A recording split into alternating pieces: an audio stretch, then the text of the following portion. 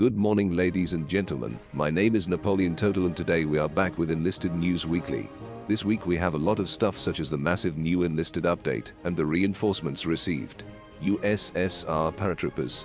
Update 0.5.0.121, the necessary improvements to the new Enlisted, the new battlefield Ardennes, update 0.5.0.126, update 0.5.0.128, and pre-order.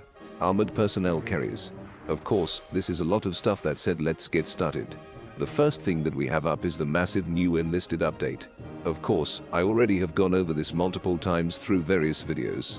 Therefore in today's video, I will not go over this. Already I have strong opinions about the merge itself, which I will link to a series of videos for you guys to watch. Moving on, we have the reinforcements received. USSR paratroopers. For those who don't know, Enlisted is giving us the Soviet paratroopers. To be exact, Enlisted will be giving us 2 paratrooper squads, one premium which can be obtained via Enlisted Gold, and the other one which is an event. This event lasts from 4th December, 1300 hours UTC, to 30th December, 1300 hours UTC, get a battle score in any campaign, and move up rewards ladder. Most of the rewards are appearance change orders and multiple silver, which is the new Enlisted currency. However, the main rewards are still the 6-man paratrooper squads. This is the 5th Airborne Corps, 10th Airborne Brigade. The main feature of this squad is versatility. In the primary weapon slot, these paratroopers have a fully upgraded Fedorov Avtomat assault rifle with good damage and accuracy and a 25-round magazine.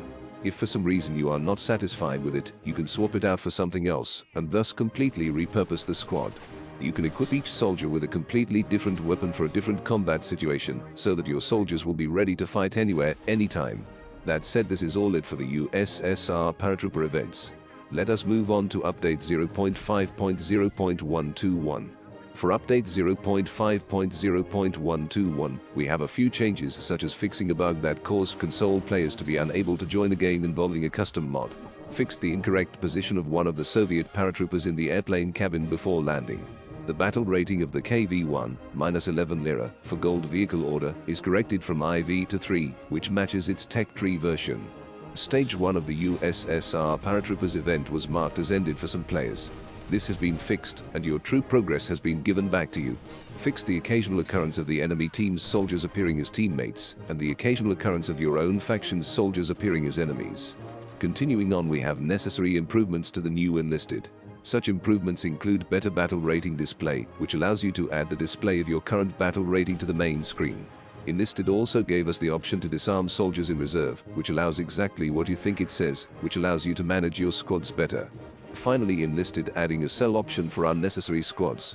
This will have the ability to sell such squads for a significant amount of silver, which you can get rid of squads that you don't plan to use. This is something that I do not plan to do. Of course, this is still in development, meaning that it will come in the next major update.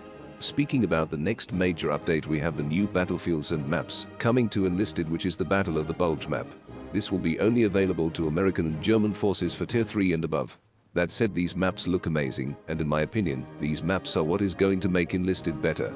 That said, let's move on to update 0.5.0.126. In update 0.5.0.126, Enlisted gave us a few fixes such as a bug that caused the research progress of a selected weapon to not be displayed after a battle. Fixed the lack of melee weapons on some players' accounts.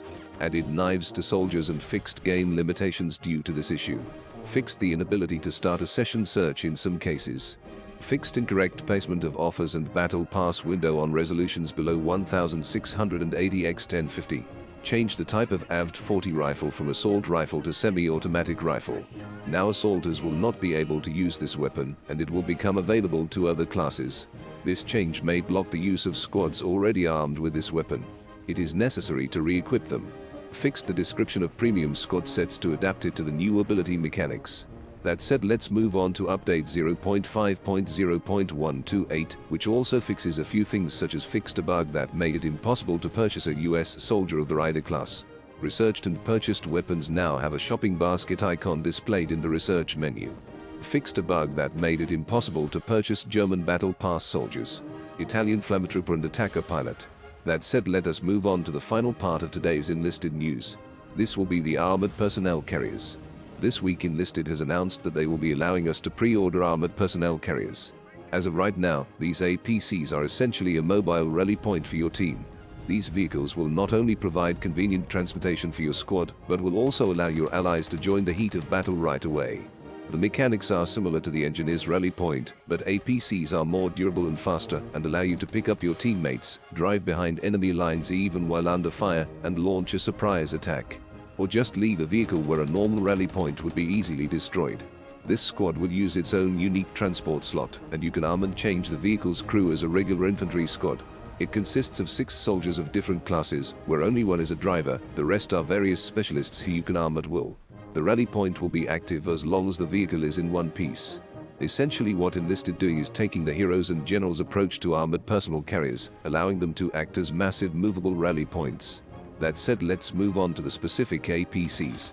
For the Soviets, we have the M3 half-track for the USSR. This comes in the 95th Tank Brigade with the Motorized Infantry Battalion. The M3 was supplied to the USSR by the United States under Lend-Lease and was well received by its crews for its excellent capacity and good off-road capability thanks to its tracks. It's equipped with a 12.7mm M2 Browning machine gun. Bulletproof panels will protect the crew from shrapnel and indirect fire from handguns. However, it was later found by crew members that it could be penetrated by heavy caliber rounds, tank rounds, and even some machine guns. Its maximum speed is 72 km per hour, and it has a machine gun with 2,200 rounds of ammunition. Total capacity of 15 soldiers, room for several commanders with their squads. Moving on, we have the German squad, which is Sonderkraftfahrzeuge 251 of the 21st Panzer Division, 125th Panzergrenadier Regiment. Like with most German Sonderkraftfahrzeuge, this Sonderkraftfahrzeuge was made for special purposes, unlike the Sonderkraftfahrzeuge 4, which was made for firing rockets, or the Sonderkraftfahrzeuge 234, which was made for reconnaissance. This Sonderkraftfahrzeuge 251 was made for infantry transport. Being one of Germany's most recognizable vehicles, almost a dozen variants for a wide variety of tasks. It features an MG-34, but unlike the Soviet M3, the gunner is protected by a gun shield, and in general, this vehicle has fewer vulnerable areas. Its maximum speed is 52 km per hour, and the machine gun has 3,000 rounds of ammunition. The total capacity is 15 soldiers to accommodate several squads.